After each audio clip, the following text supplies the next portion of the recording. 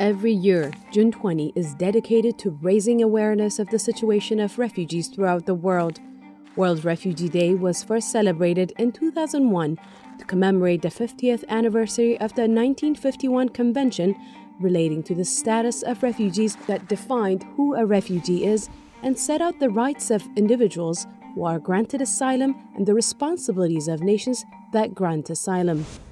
What is the difference between these terms and why are the distinctions important? Here's a quick rundown. Refugee.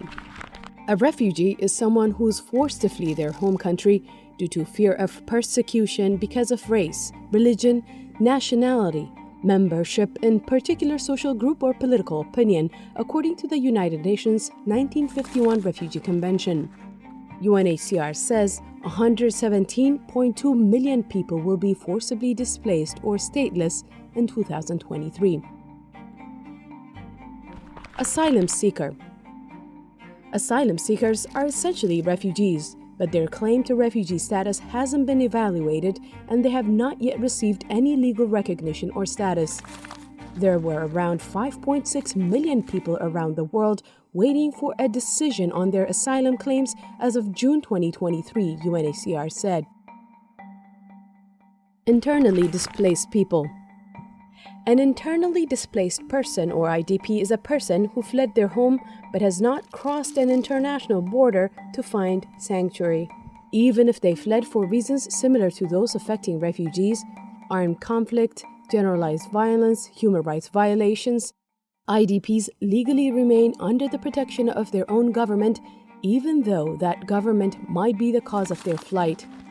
There are 61.2 million internally displaced people globally as of June 2023, UNHCR said. Migrant. Migrant is an umbrella term for a person who moves away from their place of usual residence for any variety of reasons, but not necessarily because of a direct threat of persecution or death. They may be moving temporarily or permanently, legally or illegally. Though the terms refugee, internally displaced people, asylum seekers, and migrants may seem similar, those groups are protected in different ways.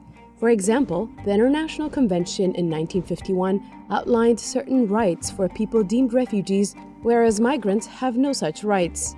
Refugees are protected from being deported or returned to situations that might threaten their lives. They should be given access to social services and integrated into their new country's society. Migrants, on the other hand, are subject to a country's immigration laws and procedures and can be turned away or deported back to their homeland.